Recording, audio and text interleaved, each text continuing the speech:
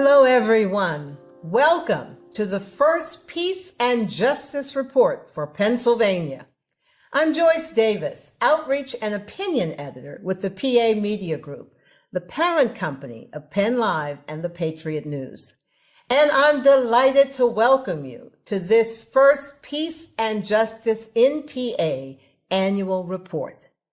This special event will examine the state of diversity, inclusion, and equality across the Commonwealth through the perspective of the Pennsylvania Human Relations Commission and through questions from you, our readers and our viewers.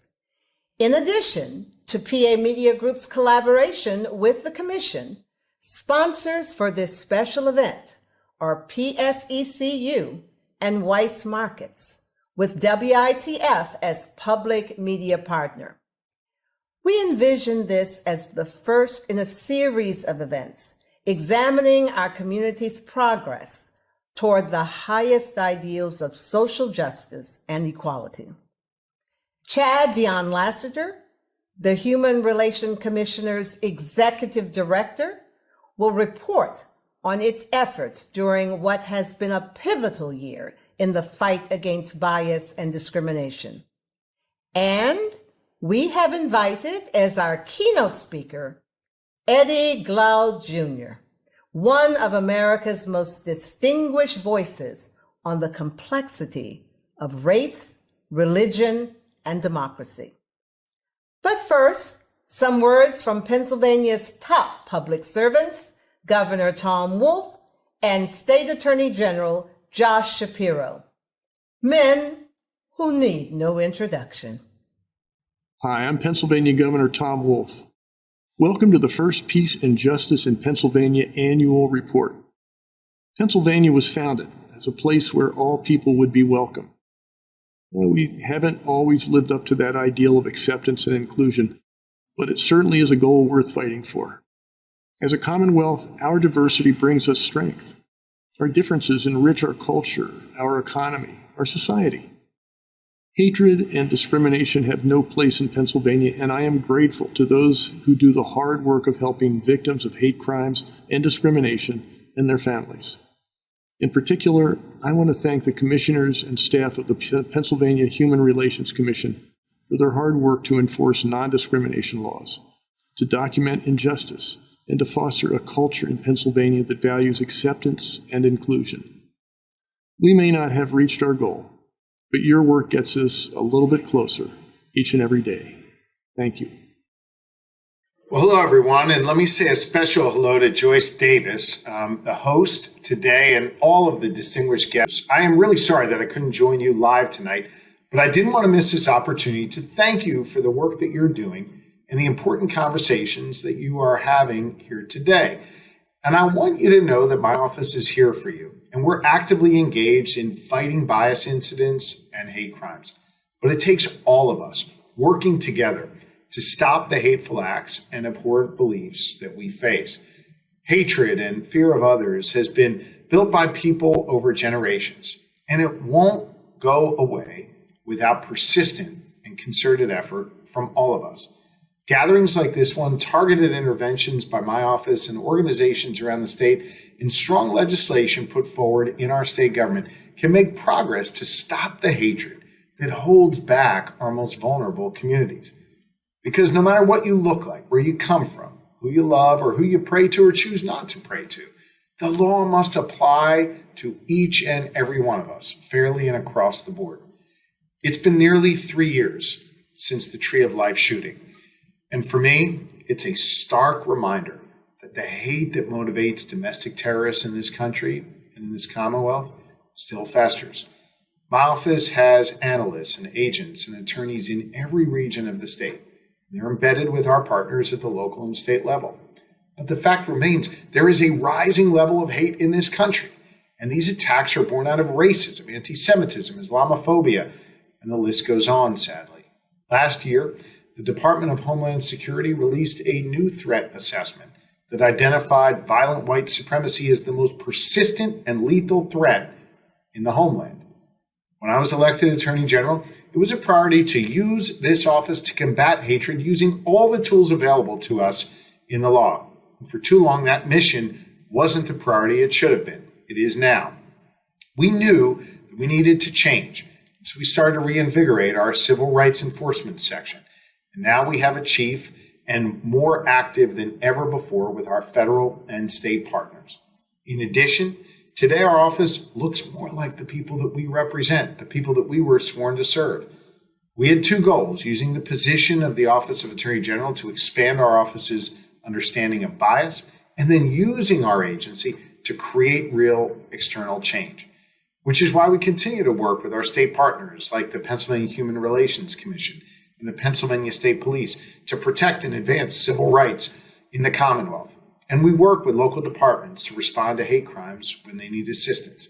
Look, if you experience a hate crime or if someone you represent comes to you, if it's an emergency, obviously call 911. If it's not an emergency, it's important, though, that you report it to local, state, or federal authorities so we have a record of it. You can also contact my Civil Rights Enforcement section in Corbett Anderson there by filling out a complaint on our website, attorneygeneral.gov. As I said, we may be able to help or get you where you need to be to get that help. You should know that we don't usually have jurisdiction in criminal cases that aren't connected to a major criminal enterprise, but we can get you the resources you need and connect you with the law enforcement agency that's appropriate for you. I recognize that now more than ever, leaders must speak and act with moral clarity. We know that hate speech begets hate crimes. Words matter, and hate speech, harassment, intimidation are warning signs. We all have a responsibility to denounce such hate loudly and wherever possible, work together to stop it. So thank you. Thank you for the important work you're doing, and I look forward to seeing you soon. Thank you, Attorney General Shapiro, and thank you, Governor Wolf. We appreciate your expressions of support for tonight's event and for working with us for a more peaceful, more equitable Pennsylvania. And now I'd like to introduce the director of the Pennsylvania Human Relations Commission, Dionne Lasseter. It's an understatement to say that Chad has made his mark on that agency in little more than 3 years, the years that he has been at the helm. There is no doubt Dionne Lasseter is committed to the fight against extremism, and he is dedicated to advocating for equality and for social justice. Chad.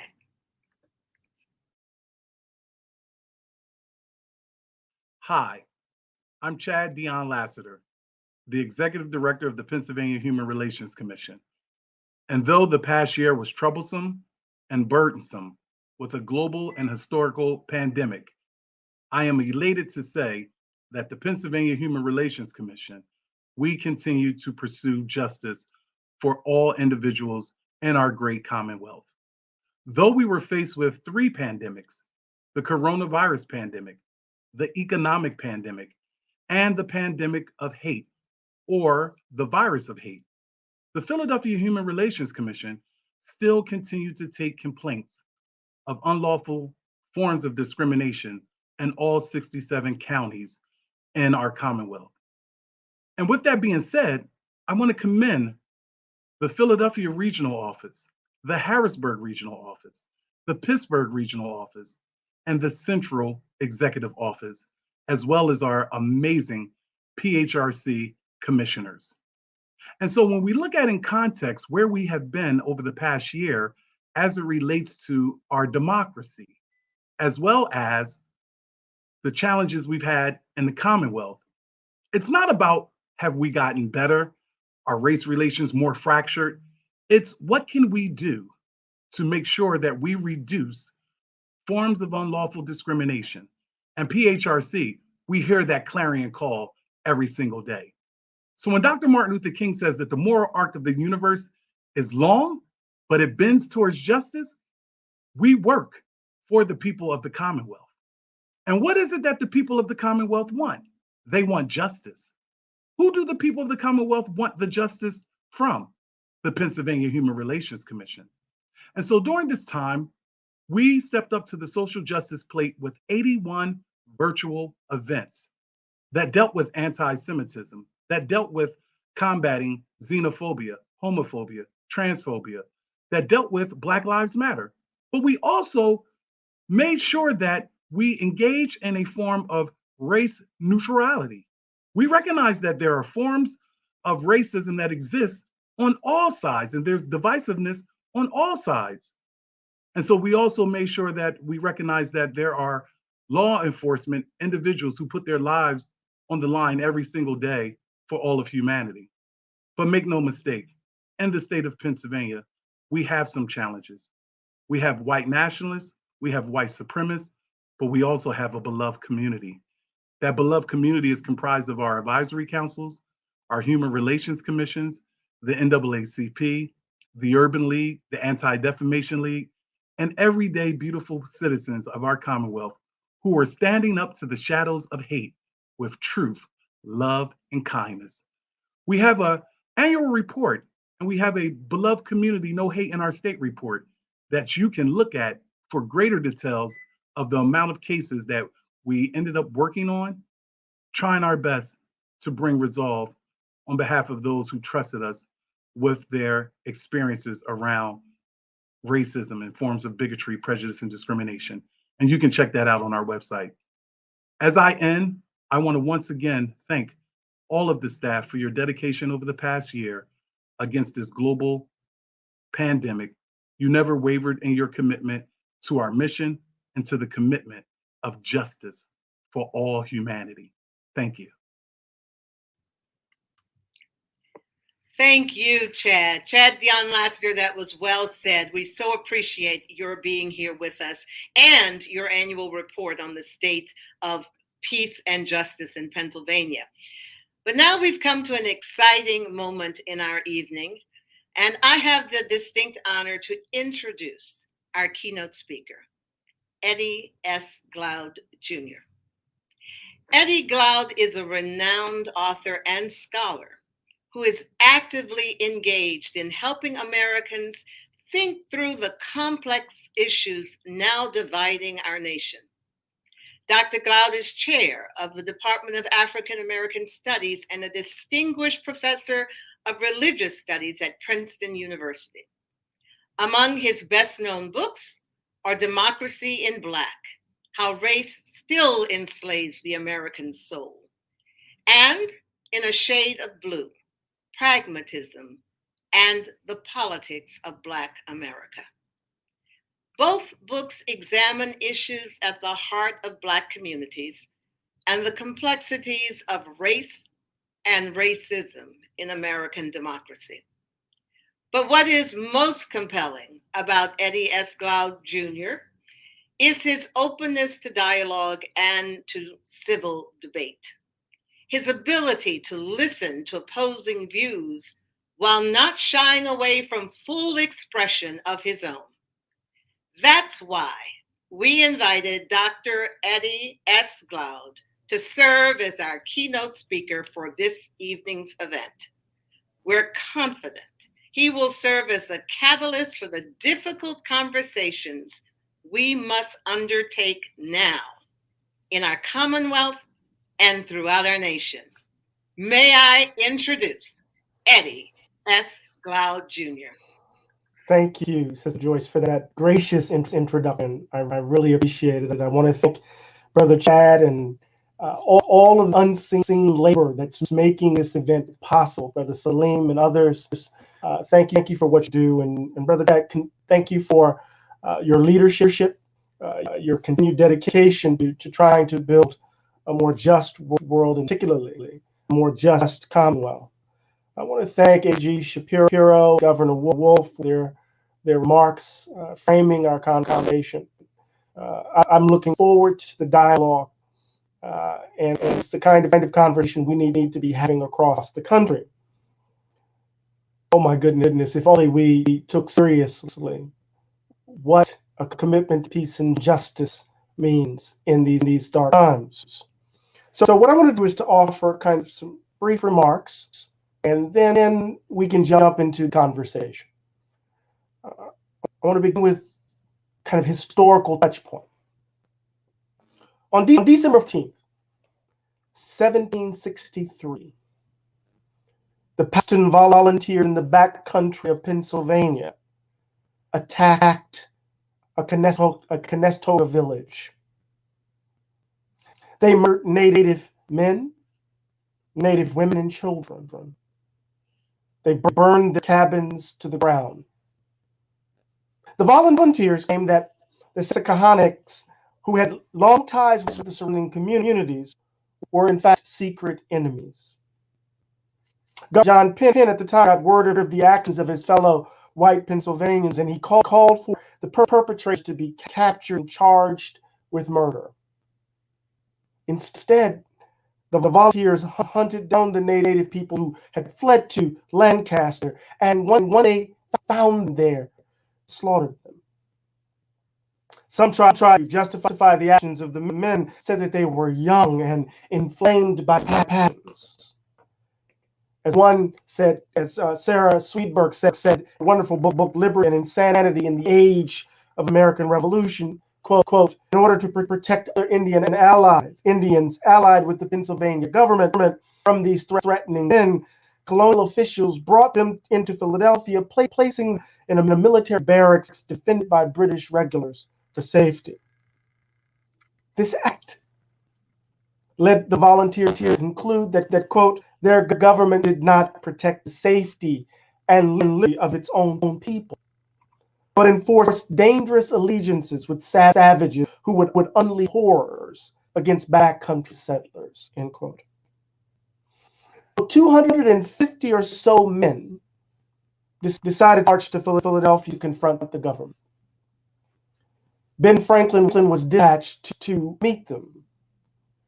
And when he encountered the men, they handed Franklin a petition that claimed the government had ignored their concerns, didn't express regret or guilt for the murder, the slaughter. Others defended them. One pamphlet entitled, quote, The Conduct of the Pacton Men Impartially Represented, suggested that the men hadn't lost their minds, but that their madness, quote, had been driven by the government's good treatment of heathens and traitors. They insisted that their liberty and their lives mattered more than others.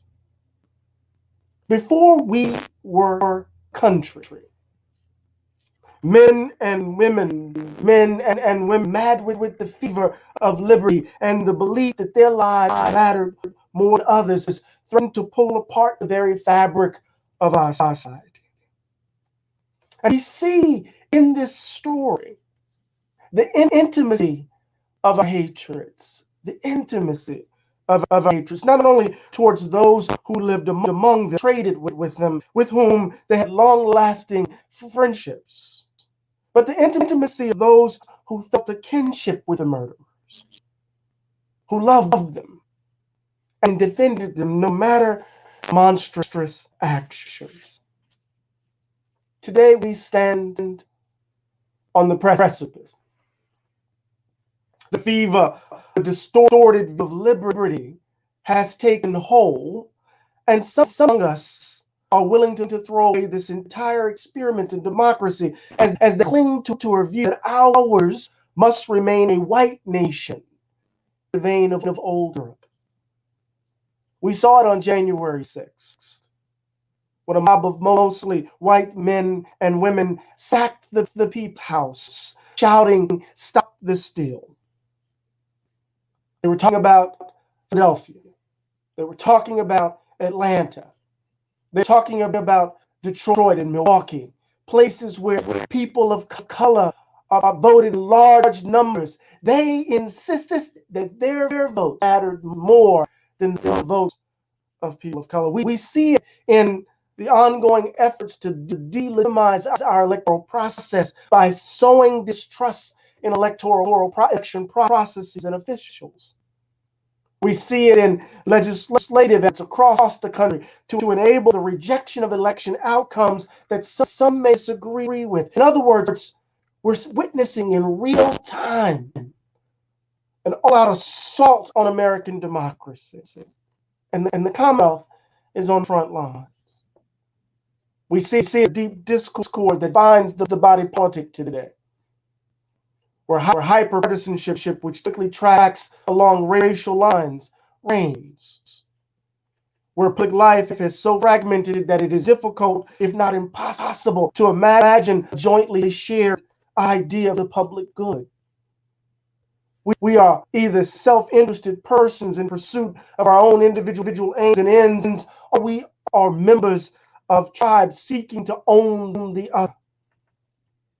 In either case, the idea of a robust conception of the public good impossible to conceive. The intimacies of our hate, kind of free-floating hostility, both have in some ways overwhelmed our sense of community, any sense of community, our sense of obligation to each other. All of this has happened, is happening, against the backdrop of over 700,000 dead.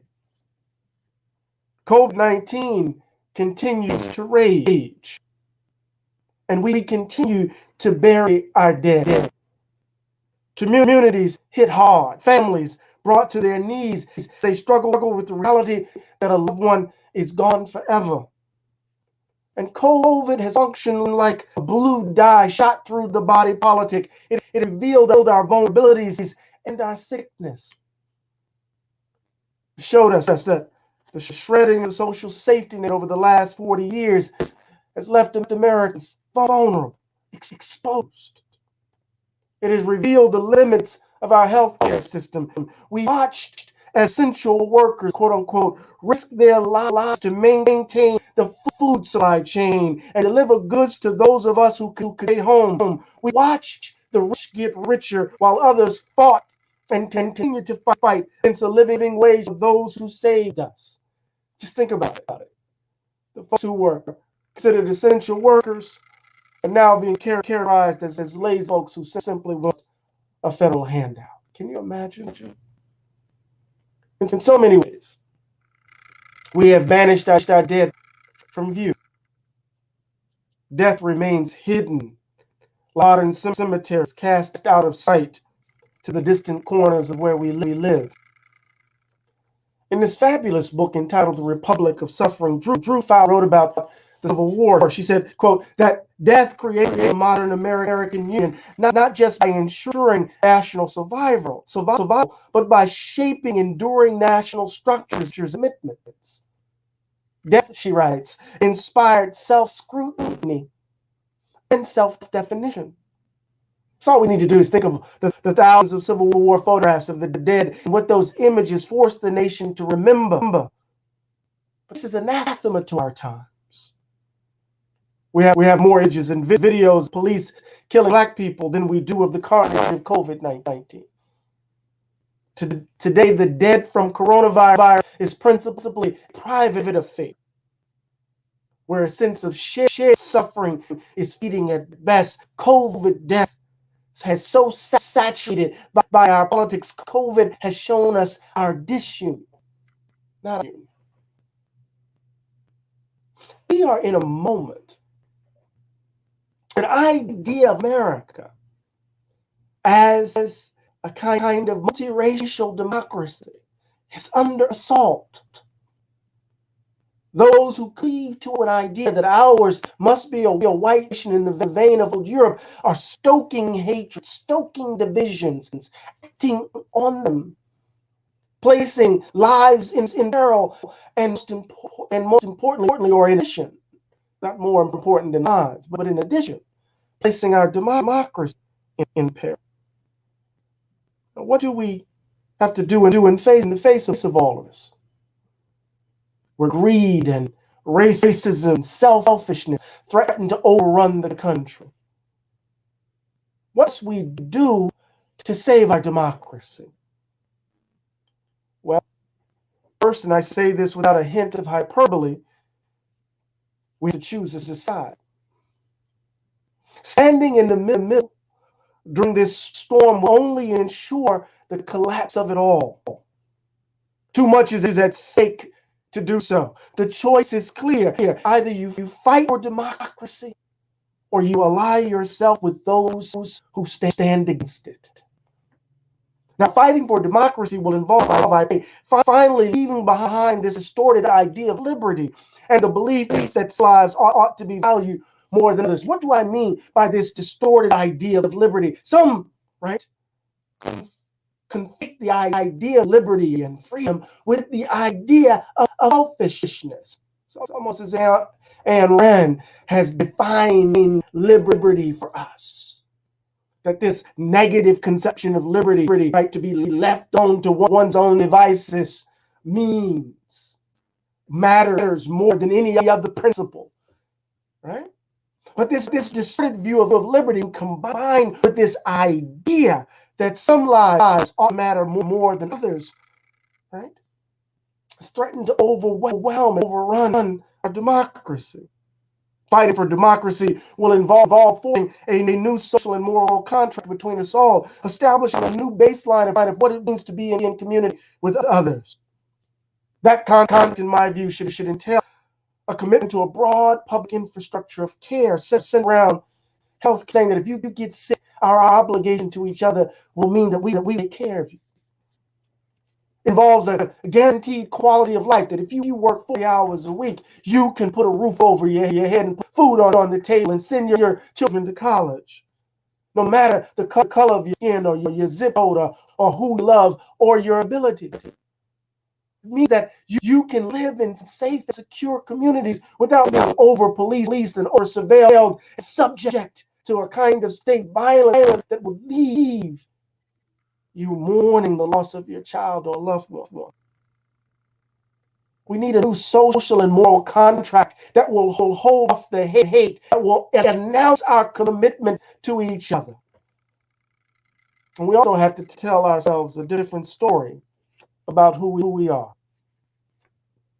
The fever, the madness of distorted liberty, alongside the belief that white people matter more than others, have threatened this democracy before. You and I have to confront that history now. We have to grow up if we're going to save this republic. We have to grow. We have to confront the intimacy of our hatreds. That on January 6th, it was our sisters and brothers, our mothers and fathers, our uncles and aunts, our best friends, our neighbors, who sacked the Capitol. They believe that liberty and that white people, they believe that their liberty and that white people matter more than others. They are threatening the republic. We have to admit that. In the end, Americans are trapped in a history that we refuse to know, but we'll carry with us. The terror and panic we are experiencing now have everything to do with the gap between who we imagine ourselves to be and who deep down we really are. That the nation actively evades confronting this gap, locks the country into a kind of perpetual adolescence where those who desperately hold on to the American myth as some kind of new world Eden refuse to grow up. Imagine being stuck forever in never land, refusing to be responsible, refusing to be held to account, refusing to grow up. We have to fight for new America. And every time new America is out to be born, in that juxtaposition of January 6th and elections in Georgia, where a southern state, right? Southern state that sought in some ways,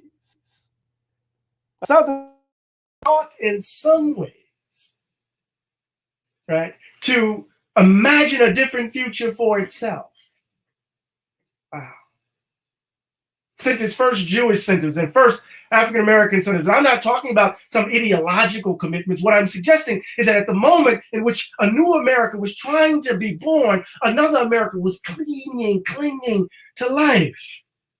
Every single time a new America is about to be born, the umbilical cord of white supremacy has been wrapped around the baby's neck. We have to be better midwives.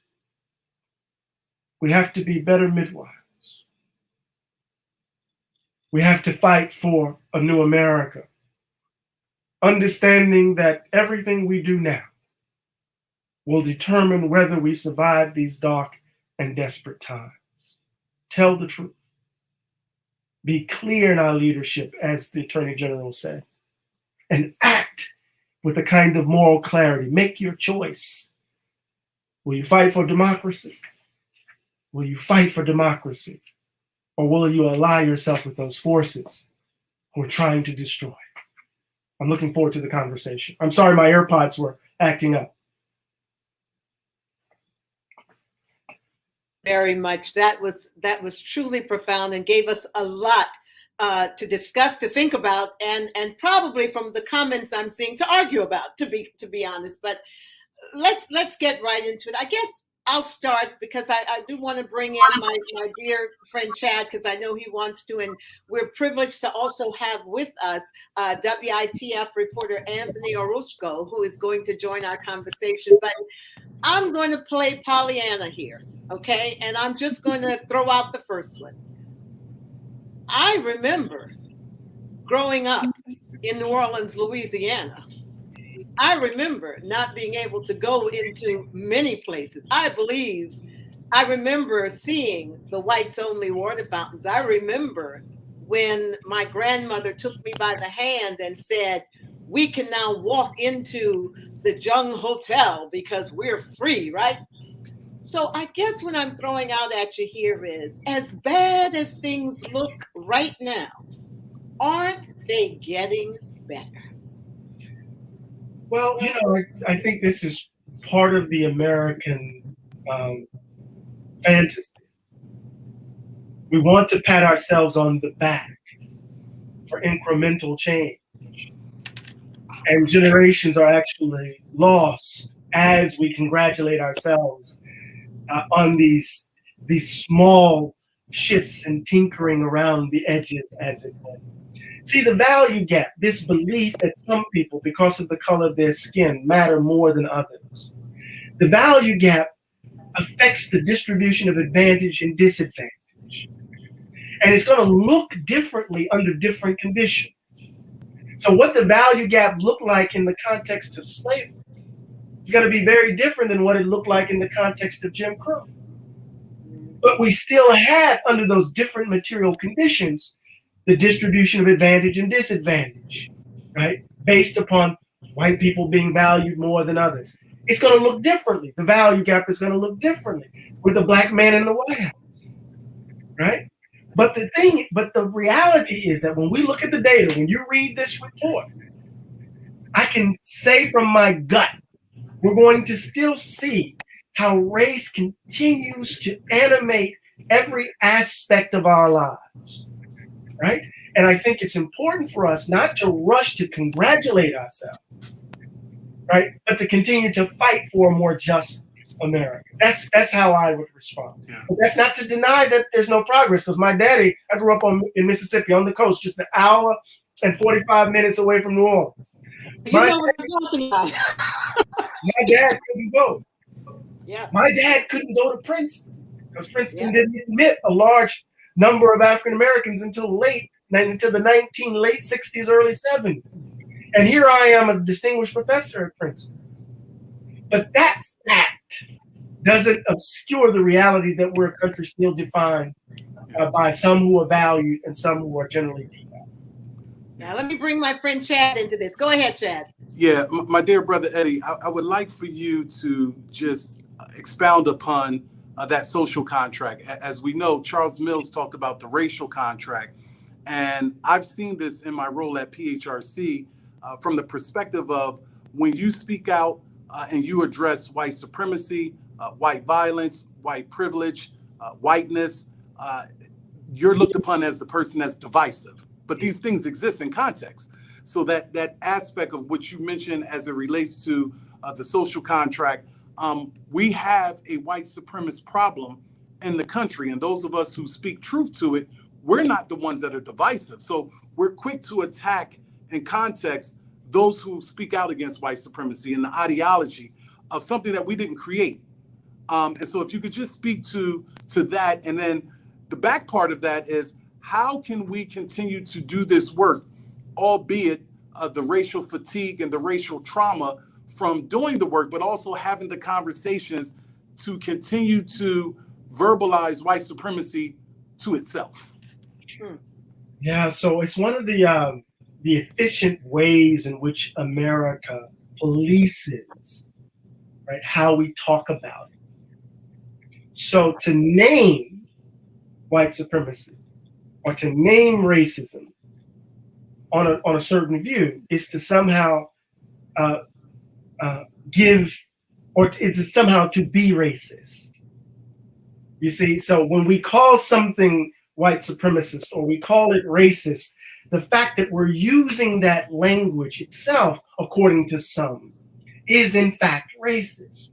Now, part of what this is the efficient evasion of how, again, advantage is being distributed.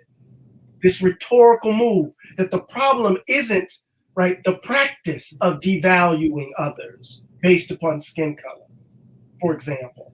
The problem is actually naming the practice of devaluing others. Now, what we have to do is to understand that rhetoric for what it is. We're seeing it right now, and this is a controversial move, in the very ways in which critical race theory is being deployed to teach American history, honestly, right? Somehow to reveal or to condemn and convict white Americans of evil in some ways, as opposed to just simply telling the truth about how the country came into being. That's why I began my talk with the story I began with, where there are people invoking liberty as a justification for monstrous acts, and then complaining when they're being held to account for it. And they're complaining in the name of liberty, right? And so part of the work that we have to do is to understand how that rhetoric works as a mode of a way of trying to contain, Brother Chad, how we get this out in the open, right? And let me be very clear. This is I'm not just referring to conservative voices. In Manhattan, not too long ago, there was an attempt by the chancellor to desegregate schools in Manhattan. And many of us saw these town hall meetings where white liberals were screaming about how their schools were going to be compromised by this. So they're loud racists, and then they're quiet. And the challenge is to figure out how to get at that in a very detailed way. Because the loud races are easy to identify. It's the quiet silence, and that cuts across ideological divides that allow it to happen, because I just don't want you to mess with my neighborhood. I don't want you to mess with my school. I don't want you to mess with my prop, right? And so the value gap, this belief that some people matter more than others, is sustained not just simply by loud races, by those who are complicit with those loud. I hope that's a way of getting at it. Yeah, it is. I want to bring Anthony into the conversation. Anthony, you've been hearing all of this, and I'm sure you've got some questions. Go ahead. Well, for questions, I don't have any that pop up in my mind other than how I'm on the same bar as you intellectual giants. You put that beautifully, Dr. But I will say that that white supremacy and dismantling white supremacy is an objective, a job, a duty, a moral obligation for white people who benefit from the privilege. I am blessed, cursed with a chameleon appearance. There are rooms that I'm in where people do not know my ethnic background or my racial makeup. And I have been privy to things. I've seen how people move and operate and discuss when they think they are in a room with peers and no one else. And so I have been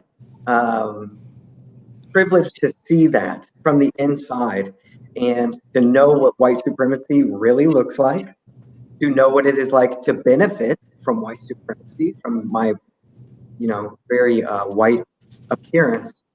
And we have a moral obligation to confront it.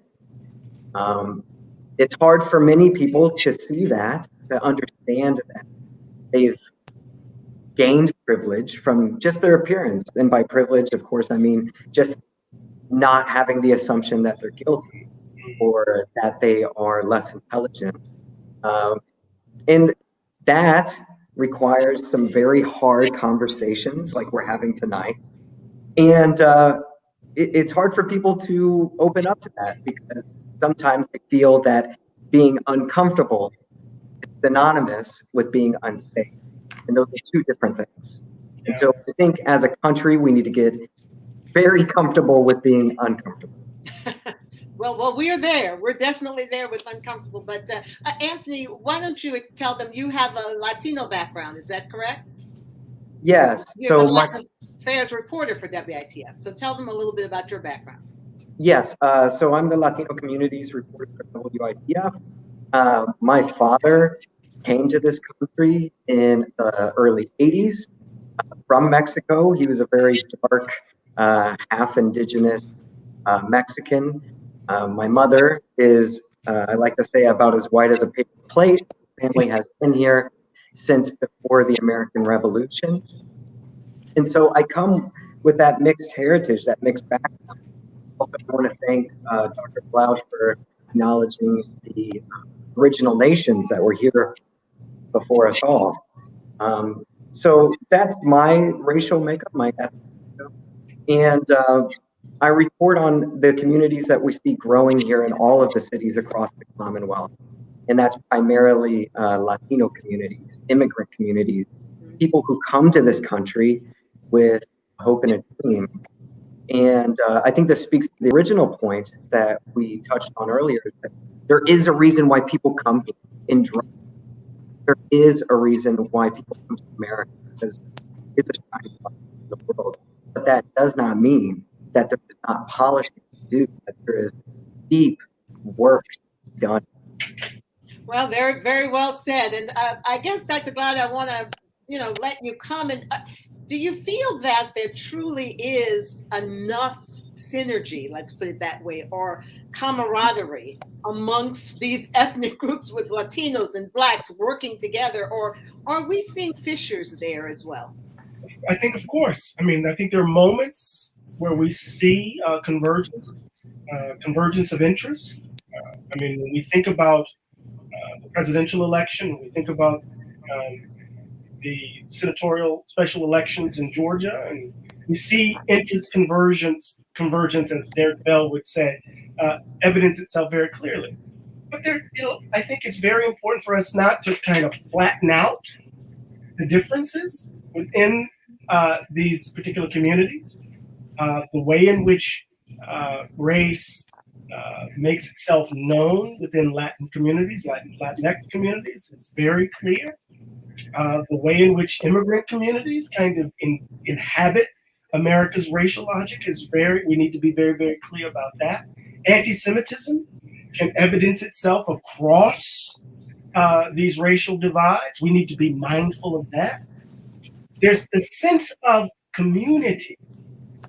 Our relationship to each other has broken down very clearly. We don't have, as I said in the talk, we don't have a robust conception of the good, because for the last 40 years, and I'm thinking about an ideology since 1980, that in some ways transformed us from being citizens in communion with each other to being self-interested persons in pursuit of our own aims and ends. And so we retreat into our silos, whether it's our neighborhoods, whether it's our echo chambers when it comes to information, whether it's our political tribe, and we only are concerned about the folks within those spaces.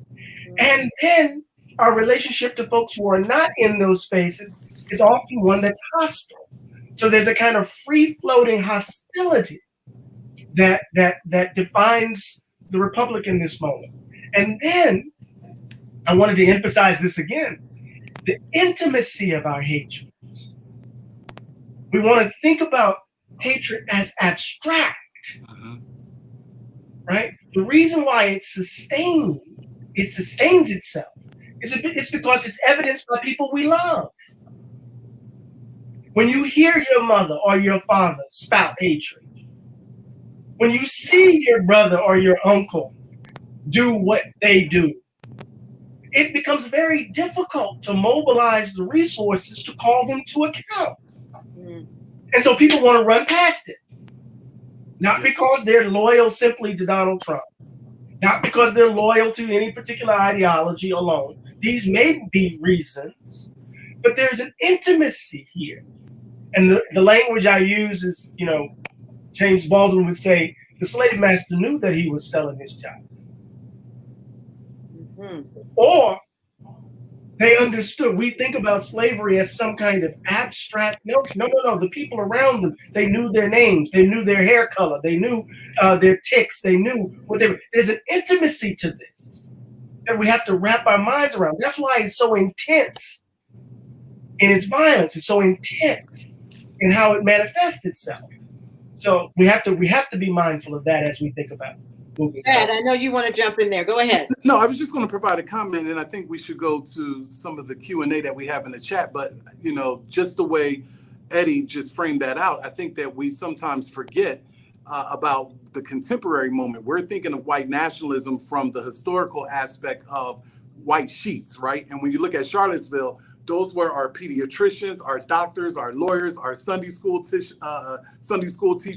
These were our teachers. These were individuals who, from an identity perspective, could be someone that's sitting next to us in a cafeteria. It could be someone that we know intimately. To Eddie's point, these are individuals, and so when we're looking at racial identity and racial socialization, if you're socialized to hate people because of LGBT status, because of they're Jewish, or because they're African American, or because they're from a rural part of the Commonwealth, then that socialization finds itself creeping into the context of what you're doing on a day-to-day basis, right? And so this notion for us at the PHRC, we're very intentional and strategic in the work that we do, because we all come to a context with a pretext and an ism. It doesn't make us bad people. So for me as a male, 6'6", I always am being mindful of male privilege, of toxic masculinity. But I'm also aware of the size that I carry, that I'm a threat to people because of no other reason than the birth of a nation, D.W. Griffith's racial viewpoint of looking at individuals. And so when Eddie talks about, just let me just say, God bless you, brother, and thank you for all you do for our democracy, because I think we have to have these frank conversations. We can't just automatically, like we did when Obama became the president, we're post-racial, when we know post-racial is a mirage. We didn't roll up our sleeves. We didn't dismantle systemic and structural racism, educational apartheid, environmental racism, economic injustice. And I think that we're so quick to want to get away from the conversations and that's the part I was talking about with the racial fatigue and the racial trauma, because we're doing the work, and then those of us who bear the brunt of all of this experience that's in our DNA, it becomes a form of vicarious traumatization as we're continuing to do the work and try to make sense of it. It's not, I'll end by simply saying, when you look at the context of Kaepernick, he takes a knee, peaceful, didn't do anything to anyone. Derek Chauvin takes a knee on George Floyd's neck, kills George Floyd, but Kaepernick is the problem. Even tonight, when we leave this space, Executive Director Lasseter is going to be the problem for calling out white supremacy. Mm-hmm. How can you work in a space that is civil rights and human rights and not have conversations around civil rights and human rights. And I know it's nuanced because sometimes you have people who are opinionated and not informed. And so hopefully what we take away from tonight is the things that Dr. Glaude is leaving us with so that we can become informed. And it's not just my opinion that America has a white nationalist problem or a white supremacy problem. It's a diseased democracy. The data, qualitative and quantitative, along all of the protected categories that we work with at PHRC speaks to that. The books that Dr. Glaude writes and multiple others, these books are not books that are just imagining. It's not perceived racism. We have racism in our democracy, structurally, systemically, and otherwise. And there are three things that he's mentioned here that I think I want to zero in on, and then I want to look at some of the comments there. But selfishness as equal to liberty. That to me was profound because that's what we're seeing. At one time, you would have been embarrassed to say you didn't care if you spread a disease to an old lady and it killed her, right? Now it's my freedom to do that. That's your problem. It's not mine.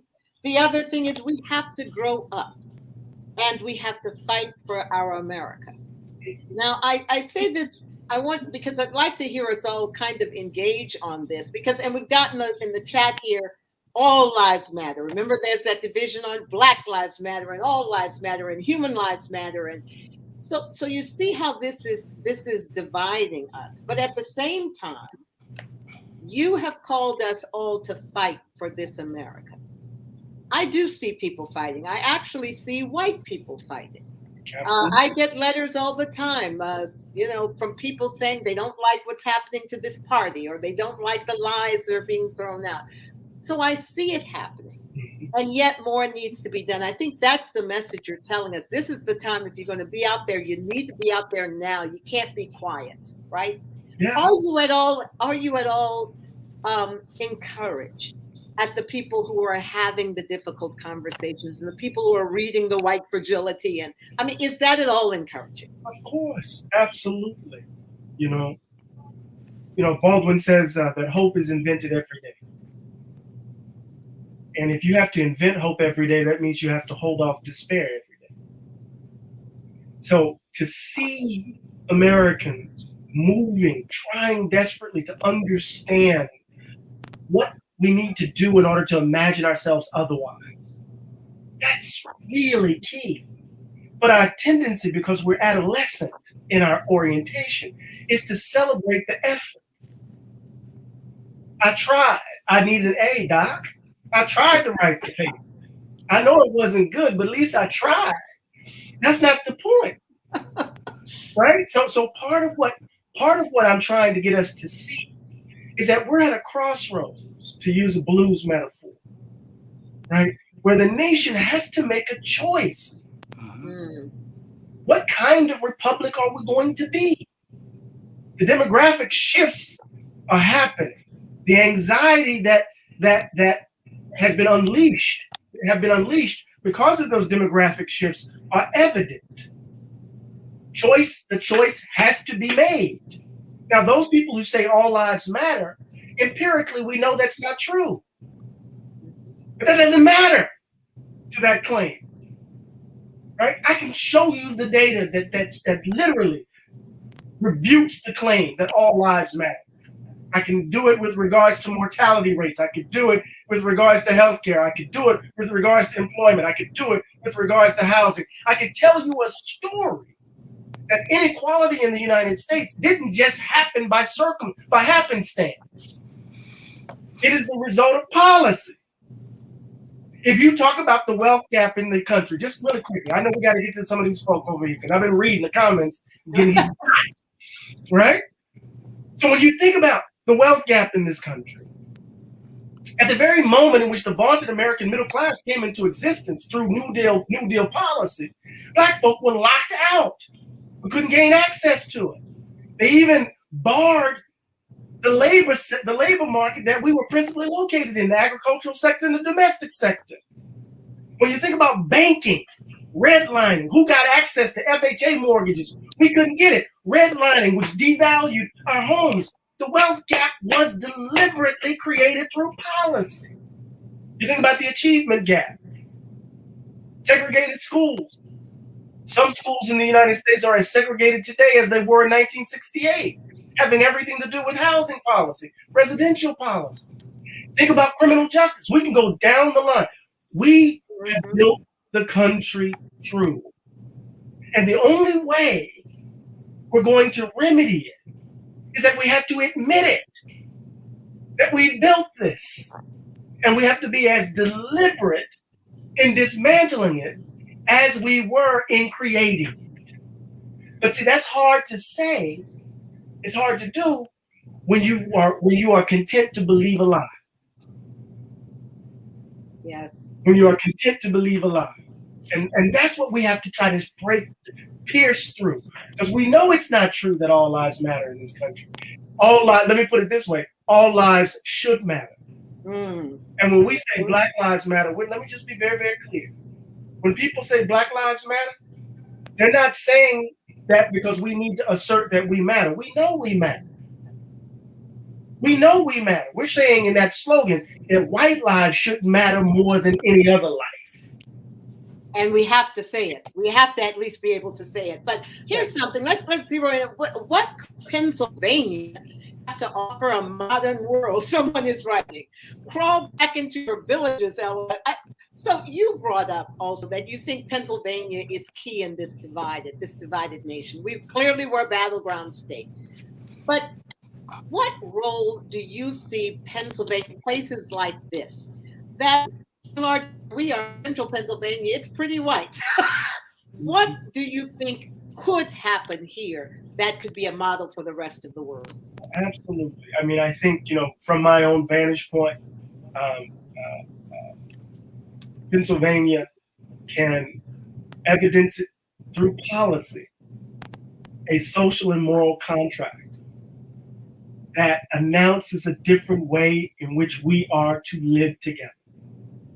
That there is a baseline quality of life that every Pennsylvanian has in the Commonwealth, no matter your zip code, no matter the color of your skin. There's a basic obligation evidenced in policy that the Commonwealth, announces when it comes to healthcare, when it comes to education, right? When it comes to not law and order, but safety and security. Where the Commonwealth can bridge the divide between Pittsburgh and Philadelphia.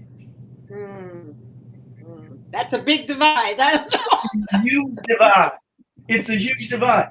And what the Commonwealth did for our democracy, as people are calling for audits in the name of the big lie, and it is a lie. We need to be very clear about it. And I'm not advocating for any particular political figure or nothing like that. What I'm saying very explicitly is that there has to be courageous leadership, right, to stand in the breach as these illiberal forces are using the democratic process to undo it. Because we've always been, and I should say this really quickly, this is why Pennsylvania is a battleground. It's an incredibly important space as we move into 2022 and 2024. We've always in the United States faced illiberal forces.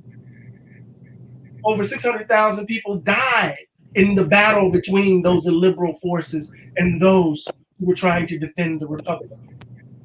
There's always been those who believed that this country belonged only to certain folk. Remember, America didn't become a genuinely multiracial democracy until after 1965. That's hard to digest. Prior to that moment, it was a herrenvolk democracy, as they say in the academy, right?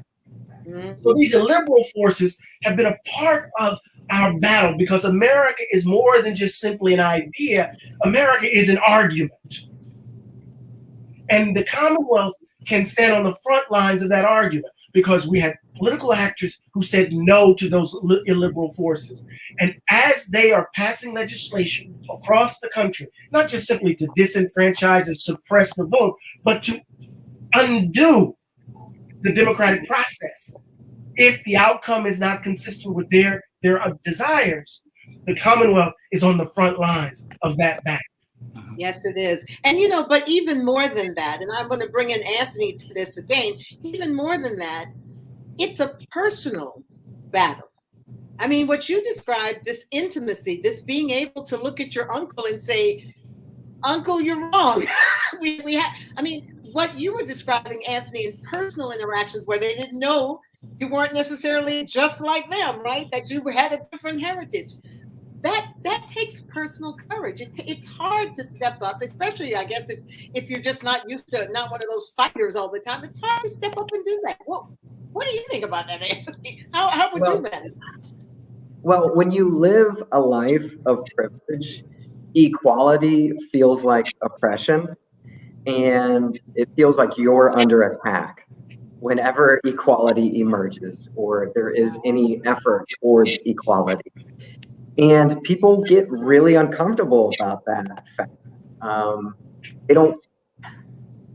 They want their own struggles and difficulties to be validated, which they are, but they do not want to address something that may make them uncomfortable, that may, rustle them out of their slumber, of understanding what this country was built on, how it operates, and who it gives preferential treatment.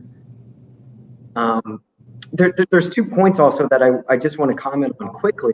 That the idea of measures between communities of color. In the Latino community, there is a very interesting paradox that happens. When you look at Latinos and you can point somebody out of the room and say, that person's Mexican. Well, why? Many times it's because there are many mixed race people in Latin America of European indigenous descent and also Latino.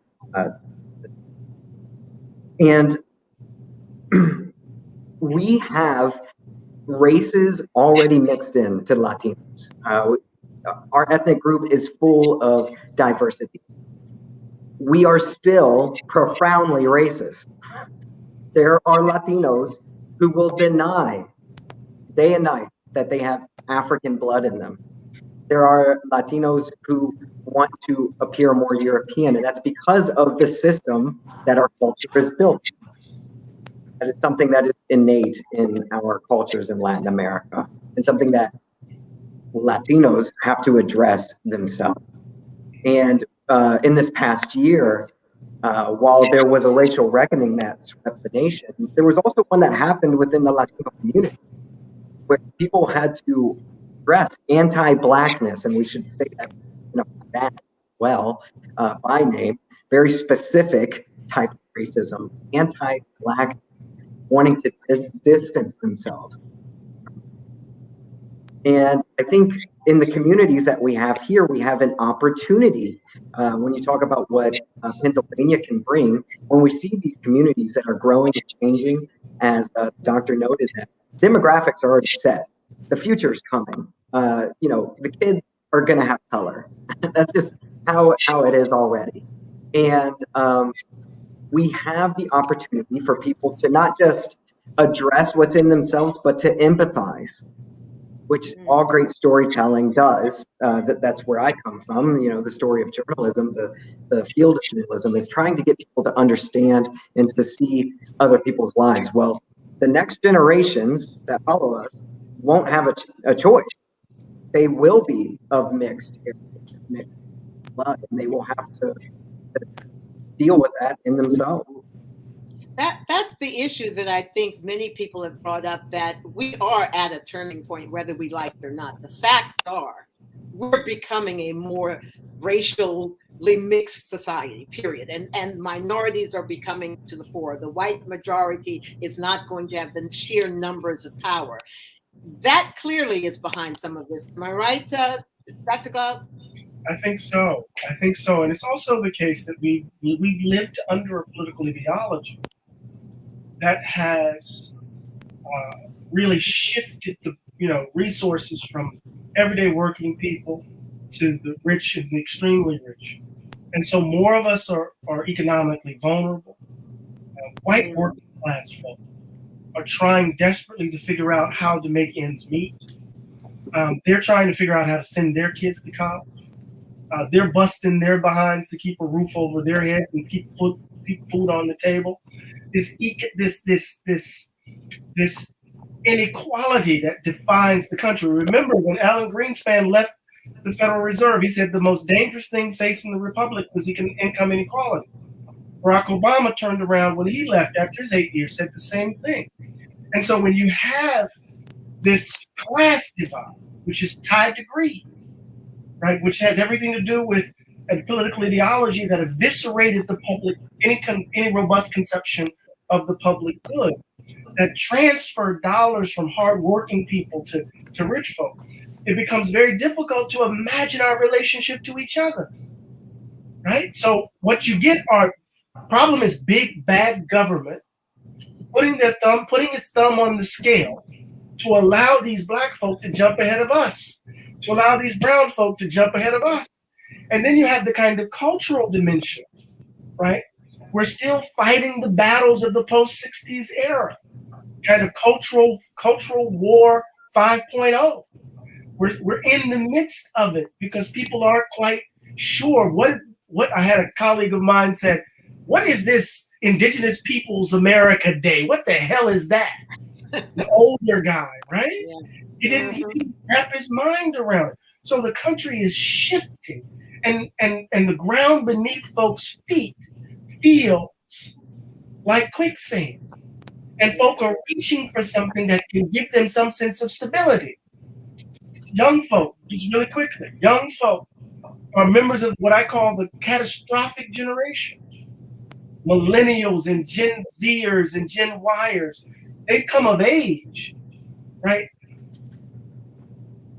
Global recession, planet screaming, pandemic, mass murders. They know the country's broken. Some are reaching in their school. Exactly. Some are reaching for new languages. We have to reimagine America. But remember, Dylan Roof is not a baby boomer. Yeah.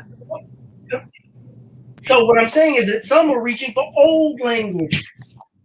The language of fascism. They're reaching for old because we're in this moment of transition. And all of us are unsettled. So we fall back onto our comfort zones. And of course, our hatreds and fears. And here we are. Here's a comment that I think we'll find interesting. History shows, says Christine, not only people of color were slaves in America. Now, she does say this, not only people of color were slaves in America. She says Irish, English. We need to learn by mistakes and move on. I don't dwell on the color of our skin. I treat people as humans, and all of us should do the same. Help one another and work together. Chad, you want to take that one on? I'm going to let Eddie take that. All right. Go ahead, Eddie. Tosses it to you. I think it's really important for us to understand how colorblindness can actually reproduce inequality.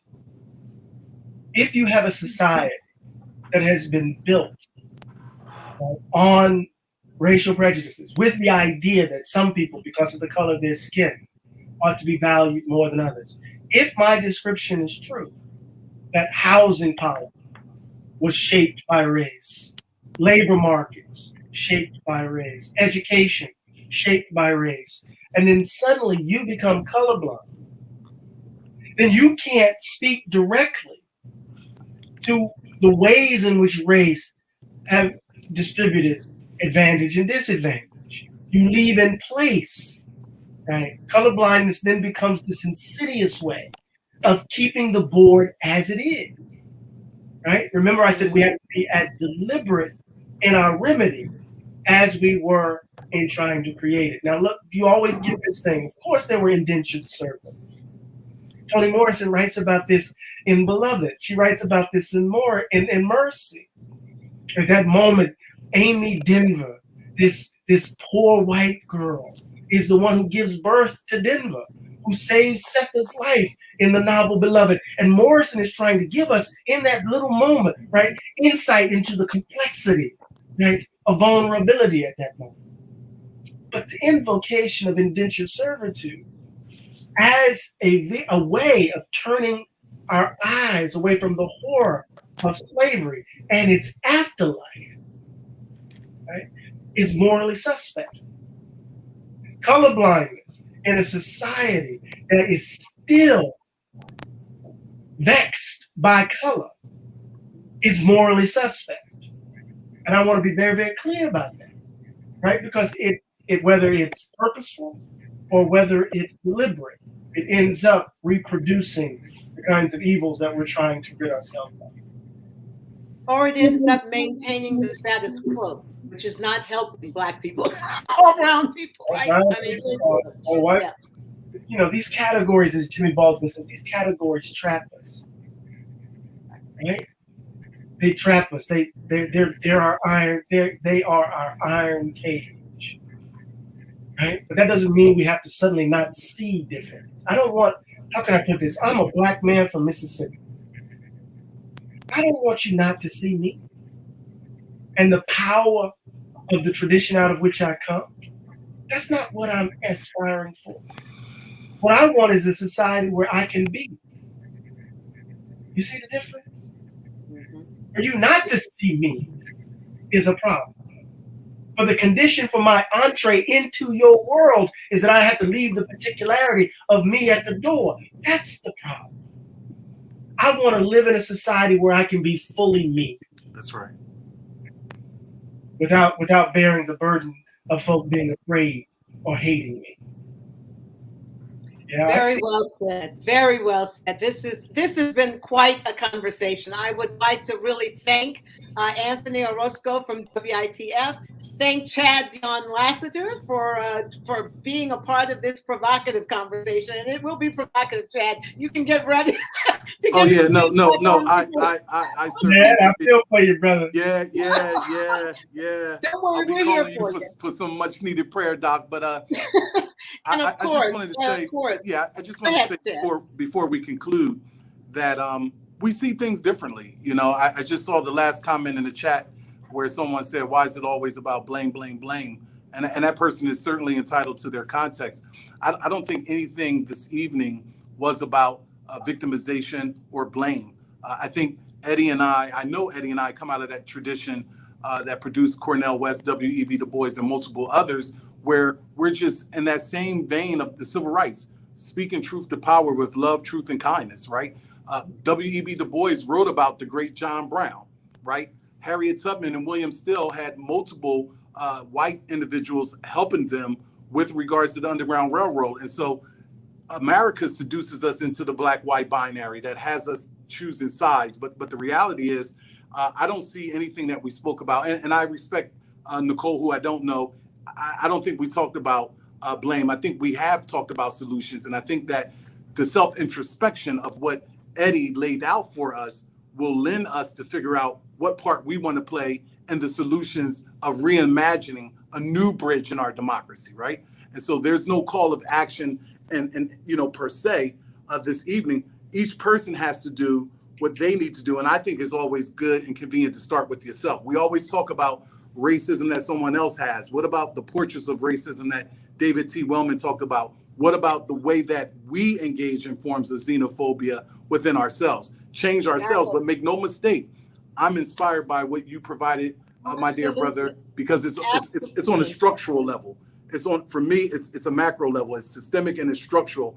You calling me the N-word doesn't mean anything, but if your policy, it means something, but if your policy is giving me the N treatment with regards to housing, public accommodations, commercial property, I can't get a job. I have 2 degrees from the University of Penn and someone else has no degree and they have a criminal record and they'll get the job. That's the systemic and structural aspect that you framed out. My dear brother, love you, man, with an agape love, There's so much more we could explore, but of course we really are out of time. And then we still have to honor, but I want to really thank Dr. Glaude. And frankly, I want to repeat your clarion call there. We have to work together to save America. It's too precious. We love our homeland too much to let it go by the way, to lose this wonderful experiment that is America. So with that, I thank you all. And we now are at this special moment that will culminate our evening. We would like to pay tribute to the extraordinary work of the field offices of the Pennsylvania Human Relations Commission. The dedicated staff of the PHRC are on the front lines of our battle against extremism. to document civil rights abuses and worse, document hate crimes and harassment. It is sad to report work has only gotten more vital and more demanding in the past 2 years. In the first half of 2021, HRC staff investigated 23% more cases of hate crimes and harassment than in 2020. That's an average of 205 cases each month. And it's important to note in 2020, the caseload was higher even than in 2018 and 2019, 13% higher. Since July 1st of this year, a total of 717 cases of hate crimes or harassment have been filed. There's no doubt PHRC staff have much work to do, and our Commonwealth is depending upon them to do it well and to protect us all. This is why PennLive and the Patriot News are taking this time to acknowledge the work of the field offices of the PHRC, even as we fervently hope for the day when my dear friend Chad and the Pennsylvania Human Relations Commission will no longer be needed, will no longer need to exist. So accepting PennLive's tribute this evening is Laura Argenbright, PHRC Communication Director. Laura. Thank you. On behalf of Executive Director Dionne Lasseter and all of the staff at the Pennsylvania Human Relations Commission, we just want to say thank you for recognizing our efforts. You know, across the state in regional offices in Pittsburgh, Philadelphia, and Harrisburg, these folks work tirelessly to eradicate discrimination across the state. And this year has been particularly tough. In the past year or more, we've been dealing with Black Lives Matter, with Asian American Pacific Islander hate incidents, and of course, everything that COVID has brought.